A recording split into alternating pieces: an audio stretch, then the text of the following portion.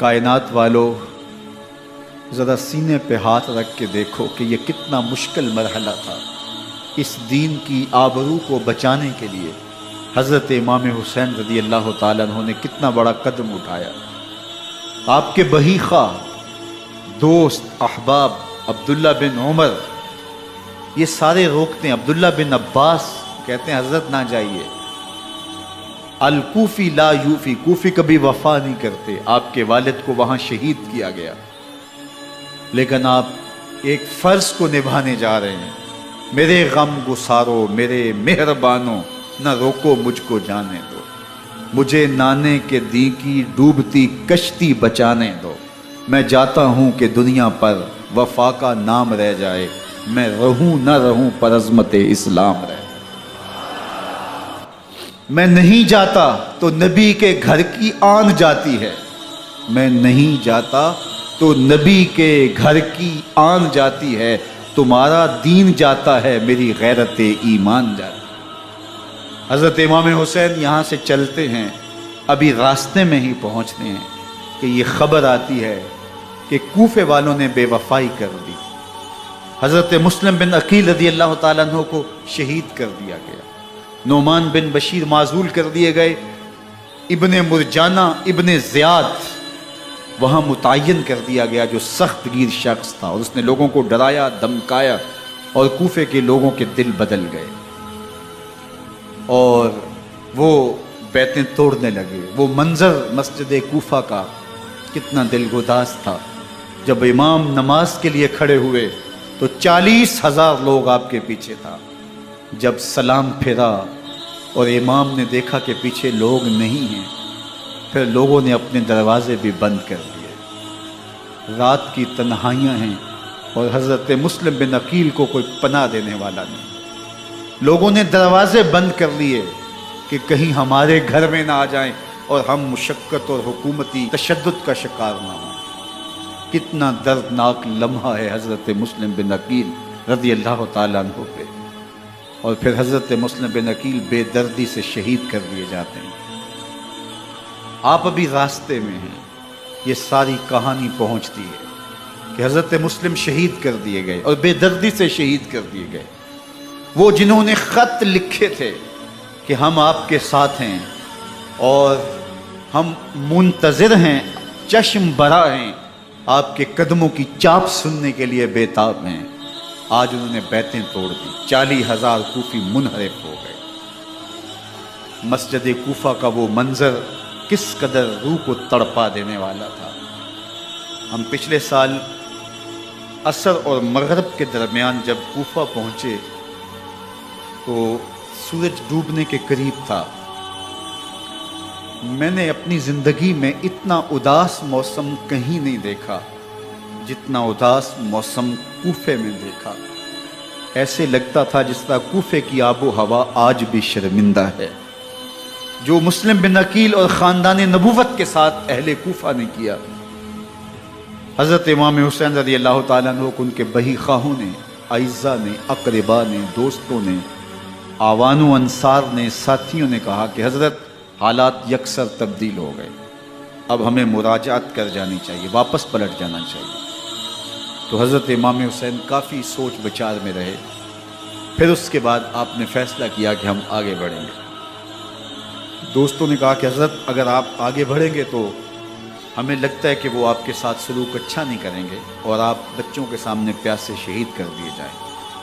تو حضرت امام حسین رضی اللہ تعالیٰ عنہ نے وہاں ایک خطبہ ارشاد فرمایا کہ لوگوں تم جو مجھے بتا رہے ہو مجھے اچھی طرح معلوم ہے، جو تم مجھے منظر پیش کر رہے ہو وہ میری نگاہوں میں ہے، اور جو کچھ ہونے والا ہے چشم تصور وہ منظر دیکھ رہے ہیں۔ کیونکہ حضرت امام حسین رضی اللہ تعالیٰ عنہ کی شہادت کی خبر حضرت امام حسین کے پیدا ہوتے ہی خاندان نبوت میں عام تھی۔ حضور علیہ السلام کو یہ بات جبریل امین نے آ کے بتائی تھی جب حسین ابن علی کے ساتھ حضور محبت کا اظہار کر رہے تھے، تو یہ جبریل امین نے آ کے کہا تھا حضور آپ کا یہ بیٹا عرض طف میں شہید کر دیا جائے گا، اور کربلا کی مٹی لا کے حضور کو دی اور ام سلمہ کو حضور نے عطا کر دی۔ حضرت ام سلمہ کہتی ہیں کہ ایک دن میں سوئی تو خواب دیکھا کہ حضور کے مبارک بال بکھرے ہوئے ہیں اور سخت پریشان ہیں. تو میں نے کہا کہ حضور آپ کی یہ کیا حالت ہے؟ وَبِيَدِهِ قَارُورَةٌ، اور حضور کے ہاتھ میں ایک شیشی ہے، فیہا دمن، جس کے اندر خون ہے. تو میں نے کہا حضور یہ کیا؟ فرمایا میں قتل گاہ حسین سے آ رہا ہوں اور یہ حسین ابن علی کا خون ہے. تو کہا 10 محرم کا دن تھا، دوپہر کا یہ منظر تھا. میں کیلولہ کر کے اٹھی، جب میں نے دیکھا تو وہ شیشی جس میں کربلا کی مٹی رکھی تھی وہ خون بن چکی تھی. تو یہ خبر پہلے دی گئی تھی، یہ بتا دیا گیا تھا. فرمایا میرے دوستو جو تم مجھے بتاتے ہو میں اس سے بے خبر نہیں ہوں، یہ سب کچھ ہونے والا ہے، لیکن اس کے باوجود میں کیوں جا رہا ہوں؟ تو آپ کا ایک تاریخ ساز جملہ ہے جو کربلا کے فلسفے کو ہمارے سامنے رکھتا ہے کہ یہ اتنا بڑا امتحان کیوں دیا. حضرت امام حسین رضی اللہ تعالیٰ عنہ نے فرمایا وَلَكُمْ فِيَّ أُسْوَةٌ، میں اس لیے جا رہا ہوں قیامت تک ظلم، جبر اور ناانصافی کے خلاف کھڑے ہونے والوں کے لیے کوئی نمونہ تو ہو. میری زندگی قیامت تک ظلم، جبر اور استحصالی نظام کے خلاف کھڑے ہونے والوں کے لیے نمونہ ہے. تو حضرت امام حسین رضی اللہ تعالیٰ عنہ نے حق اور باطل کے درمیان ایک سرخ لکیر کھینچ دی اپنے خون سے. اب حق اور باطل کا امتیاز کرنا مشکل نہیں ہے. کوئی باطل پہ اڑا رہے تو الگ بات ہے، لیکن امتیاز کرنا مشکل نہیں ہے. حدود بالکل واضح کر دی. اقبال نے یہاں کتنی خوبصورتی کے ساتھ اس مضمون کو نبھایا. سرخ رو عشق غیور از خون ہو، شوخی این مصرع از مضمون ہو، تا قیامت قطع استبداد کر، موج خون او چمن ایجاد کر. ایک جہاں آباد کر دیا، حق اور باطل کی راہیں اجال دی. اب لوگوں کو یزید کا چہرہ پہچاننے میں دیر نہیں لگتی. وقت کے ہر یزید کا چہرہ آسانی سے پہچانا جا سکتا ہے. یہ معرفت زمانے کو کروائی کس نے؟ حسین ابن علی نے کروائی رضی اللہ تعالی عنہ. تو حضرت امام حسین نے فرمایا کہ جو میرے ساتھ ہونے والا ہے میں اچھی طرح جانتا ہوں، لیکن میں اس کے باوجود آگے بڑھوں گا. پھر بڑھے اور کربلا میں جا کے خیمہ زن ہو گئے. 7 محرم کو پانی بند کر دیا گیا. پانی بند ہوا تو کھانا بھی میسر نہیں تھا، لیکن ذکر پانی کا ہوتا ہے اس لیے کہ کھانے کے بغیر انسان کئی دن کاٹ لیتا ہے، لیکن پانی کے بغیر گزر نہیں ہوتی. تو فرات کی نہر سامنے اپنی موجوں کے ساتھ چمک رہی ہے، لیکن ایک قطرہ آب بھی آل رسول کو نہیں دیا جا رہا. کائنات کے اندر ایسے انوکھے امتحان بھی ہوتے ہیں. وارثوں ساقی کوثر کے، مالک ہوں حوض کوثر کے، اور بیٹے ہوں ساقی کوثر کے، اور آج ایک بوند پانی کی بھی میسر نہ ہو. صبر کا امتحان ہے، عزیمت کا امتحان ہے. حضرت امام حسین رضی اللہ تعالیٰ عنہ خیمہ زن ہو گئے. 3 دن تک پانی بند رہتا ہے. 9 محرم کو رات کی تنہائی میں حملہ آور ہونا چاہتے ہیں، لیکن آپ نے کہا کہ ہمیں اللہ کے حضور عبادت اور ذکر کے لیے وقت دیا جائے. ساری رات ذکر میں گزرتی ہے، عبادات میں گزرتی ہے. رات کے اندھیرے میں آپ چراغ بجھا دیتے ہیں. آوان و انصار کو کہتے ہیں کہ ان کی دشمنی میرے ساتھ ہے، انہیں میرا خون چاہیے. اگر تم رات کی تاریکی میں نکل جاؤ تو میں تم سے کوئی مواخذہ نہیں کروں گا، اور یہ بھی تمہارا پیچھا نہیں کریں گے، اس لیے کہ ان کا مطلوب تم نہیں ہو، ان کا مطلوب میں ہوں.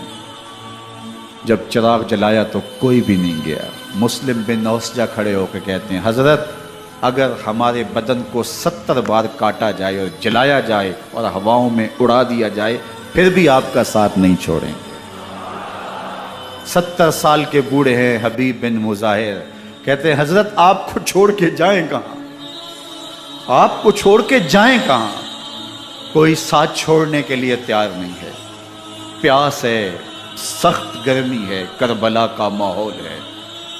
72 افراد اور خاندان کی خواتین میدان کربلا میں خیمہ زن ہیں. دوسری طرف لشکر اعداء اشقیا 22,000 کی تعداد میں مقابلے میں، ایک روایت 30,000 کی ہے. ان صرف 72 پیاسے لوگوں کے لیے اتنے لوگوں کو جمع کرنے کا مقصد خوف زدہ کرنا تھا. شرط ہے کہ یزید کی بیعت کر لیں. محاصرے توڑ دیں گے، پانی دستیاب ہوگا، اعزاز و اکرام سے نوازا جائے گا، خزانوں کے منہ کھول دیے جائیں گے۔ لیکن حسین ابن علی کہتے تھے سب کچھ لٹ جائے گا، باطل کے ہاتھ پہ ہاتھ نہیں رکھوں گا۔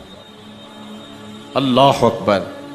اب صبح طلوع ہوتی ہے، عاشور کا دن چڑھتا ہے، سورج اپنی پوری تمازت کے ساتھ گرمی برسا رہا ہے۔ آج خاندان نبوت کا امتحان زمانے نے دیکھنا ہے۔ رسول اللہ کا لعاب چوسنے والا اس کے صبر کا آج امتحان ہے۔ حضور کے کندھوں پہ کھیلنے والے حسین کا آج امتحان ہے۔ اللہ اکبر۔ حسین ابن علی تمام حجت کرتے ہیں، میں نے تمہارا کچھ نہیں بگاڑا، میں نے کسی کا خون نہیں کیا، میں نے کوئی زیادتی نہیں کی، تم کیوں میرے قتل کے در پہ ہو؟ تم جانتے نہیں میں کون ہوں؟ میں تمہارے نبی کا نواسا ہوں، رسول اللہ صلی اللہ علیہ وآلہ وسلم کے کندھوں پہ کھیلتا رہا ہوں، حضور کا لعاب چوستا رہا ہوں، اور میں بوسہ گاہے رسول صلی اللہ علیہ وآلہ وسلم ہوں۔ لیکن ان اشقیاء کے دل پر کوئی چیز اثر انداز نہیں ہوتی۔ ایک ہور ہے، اللہ اس کے دل میں نرمی ڈالتا ہے۔ پہلے تو امام حسین کو گھیر کے لے کر کے آتا ہے، لیکن بعد میں وہ قافلہ یزید سے قافلہ حسین کی طرف آ جاتا ہے۔ امام حسین فرماتے تو دنیا میں بھی ہور ہے، آخرت میں بھی ہور ہے، آزادی مل جاتی ہے۔ باقی 22,000 کا لشکر جرار امام حسین کے قتل کے طرف آئے ہے۔ پھر تاریخ نے خاندان نبوت کا وہ انوکھا امتحان دیکھا۔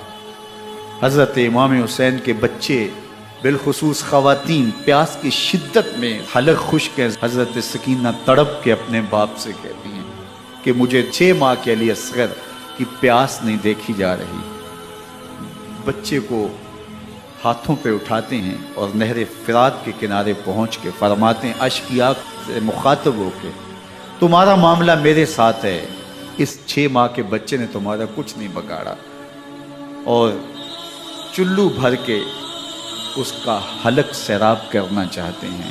ایک 2 شاخہ تیر آتا ہے جو حضرت علی اصغر کے گلے کو چیر دیتا ہے۔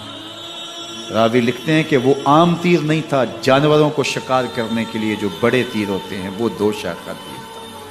وہ گردن کو کاٹ دیتا ہے، خون بہنے لگتا ہے، گردن لٹک جاتی۔ حضرت امام حسین وہ بہتا ہوا خون اپنے چلو میں لیتے اور آسمان کی طرف اچھال کے کہتے ہیں مالک حسین کی یہ قربانی بھی قبول۔ یہ تماشا لبے بام نہیں ہے۔ بچہ بیمار ہو، ڈاکٹر جواب دے دیں، ماں باپ کے ہاتھ پھول جاتے ہیں۔ زندگی کی سانسیں ابھی چل رہی ہوتی ہیں، لیکن ڈاکٹر کہے کہ یہ میرے بس کا روگ نہیں ہے، کہیں اور لے جاؤ، تو زندگی کا لف و نشر غیر مرتب ہو جاتا ہے۔ میں سلام پیش نہ کروں حسین ابن علی کو، 6 ماہ کا علی اصغر ہاتھوں میں دم توڑتا ہے، گردن لٹک جاتی ہے، خون بہ رہا ہے۔ اب خیموں کی طرف بڑھ رہے ہیں، لیکن زبان پہ شکایت نہیں ہے، کہتے ہیں مالک حسین کی یہ قربانی قبول کر لے۔ اب خیموں کی طرف آنا، شہر بانو، ام رباب، سیدہ زینب، حضرت سکینہ سلام اللہ علیہا کا سامنا کوئی آسان کام نہیں تھا، لیکن حسین ابن علی آتے ہیں، شہزادے کو یہاں خیموں کے قریب رکھ کے کہتے ہیں کہ یہ حوض کوثر سے سیراب ہو گیا ہے۔ اللہ اکبر۔ کوہرام مچ جاتا ہے خیموں کے اندر، کیا منظر ہوگا، اور ان کو کن الفاظ کے پیرائے میں ڈھال کر کے ان کیفیات کو بیان کیا جا سکتا ہے جو اہل بیت کے خیموں کے اندر علی اصغر کی شہادت کے بعد کا منظر رقم ہو رہا ہوگا۔ اللہ اکبر۔ ادھر اشقیاء آوازیں دے رہے ہیں، مبارزت کے لیے پکار رہے ہیں۔ زمانے نے پھر وہ منظر بھی دیکھا کہ جوان بیٹے کو 18 سال کی کمائی حضرت امام حسین میدان عمل میں بھیج رہے ہیں۔ وہ علی اکبر جو حسین کا نور نظر ہے، آنکھوں کا قرار ہے، دل کی تسکین ہے۔ اور پھر حضرت علی اکبر جب گھوڑے کی زین سے فرش زمین پہ گرتے ہیں تو باپ کو آواز دیتے ہیں، اور حضرت امام حسین جو ہے وہ آگے جا کے بیٹے کی لاش اٹھاتے ہیں۔ اللہ اکبر۔ 18 سال کے بیٹے کی لاش کو کندھوں پہ اٹھا کے خیموں تک لاتے ہیں اور ہاتھ پھیلا کے کہتے ہیں مالک حسین کی یہ قربانی بھی قبول۔ کبھی قاسم بن حسن کی لاش اٹھا کے لاتے ہیں، کبھی اون و محمد کی لاشیں اٹھا کے لاتے ہیں، بتیجوں کی، بھانجوں کی، بھائی عباس کے کٹے ہوئے بازو اور زخموں سے چھدا ہوا لاشا، کیا کیا قیامتیں تھیں جو اس کربلا کے ایک میدان کے اندر نہیں توڑی گئیں۔ حضرت امام حسین پر دکھ پہ دکھ، تکلیفوں پہ تکلیفیں، اب 71 لاشیں اٹھا کے خیموں تک پہنچا چکے، اور ادھر مبارزت کی دعوت دی جا رہی، آؤ میدان عمل میں آؤ، اب دیر کیوں کر رہے ہو؟ رسول اللہ کا حرم، رسول اللہ کی شہزادیاں جو نازوں میں پلی تھی، وہ کلیاں جو شبنم کا بوجھ بھی گوارا نہیں کر سکتی تھی، آج مصیبتوں کے پہاڑ ٹوٹ گئے۔ حضرت امام حسین کبھی شہربانوں کو، کبھی ام رباب کو دلاسا دیتے ہیں، کبھی حضرت زینب کو کہتے ہیں۔ حضرت زینب کربلا کے اس میدان کے اندر بڑے حوصلے کے ساتھ اپنے بھائی کے ساتھ کھڑی رہی، اپنے 2 بیٹے راہ خدا میں پیش کیے، ان کی لاشیں وصول کی، لیکن زینب جس جرأت کے ساتھ، جس پامردی کے ساتھ اس سارے منظر کو حوصلے کے ساتھ سہتی رہی، وہ یقیناً حوصلہ سیدہ زینب سلام اللہ علیہا کا ہی ہے۔ لیکن یہ وہ منظر تھا کہ زینب کا دل بھی ڈول گیا جب حسین ابن علی گھوڑے پہ بیٹھنے لگے، اور ان کو گھوڑے میں بٹھانے والا کوئی نہیں تھا، اور جو بھی سوار جاتا پھر واپس اس کی لاش ہی آتی اور حسین ابن علی لے کے آتے۔ آج حسین ابن علی جا رہے ہیں، زندگی کا سارا سرمایہ لٹ رہا ہے، حضرت زینب سلام اللہ علیہا سنبھل نہیں رہی۔ حضرت امام رضی اللہ تعالیٰ عنہ اٹھے اور آپ نے حضرت زینب کو صبر کی تلقین کی اور کہا کہ صبر ہی بہترین ذریعہ ہے اور اللہ کی قربت کا ایک بہترین سبب ہے، اور ان کو صبر کی تلقین کرتے ہوئے فرمایا کہ میرے بعد تم نے اس ذمہ داری کو سنبھالنا ہے، اور ان مخدرات اسلام کی، ان شہزادیوں کے پردے کی تم نے حفاظت کرنی ہے۔ اور پھر گھوڑے کی زین کس کے امام حسین لشکر اشقیاء کی طرف بڑھتے ہیں۔ اب خیموں سے سسکیوں کی آواز آ رہی ہے، ان کا سردار، ان کا تاجدار آج سب کو چھوڑ کے کربلا کے میدان کی طرف بڑھ رہا ہے۔ جرم کیا کیا، قصور کیا کیا، اس نے کیا زیادتی کی کہ آج نیزوں اور انیوں کے مقابلے میں 22,000 کا لشکر حضرت امام حسین پہ ٹوٹ پڑتا ہے۔ آپ پھر اتمام حجت کرتے ہیں، میں نے کسی کو قتل نہیں کیا، خون ناحق نہیں بہایا، میرے خون کے درپے کیوں ہو، اپنی آخرت کیوں برباد کرتے ہو؟ تم جانتے نہیں میں کون ہوں، میں تمہارے نبی کا نواسا ہوں۔ لیکن ابن زیاد کہتا ہے مقابلے میں آؤ۔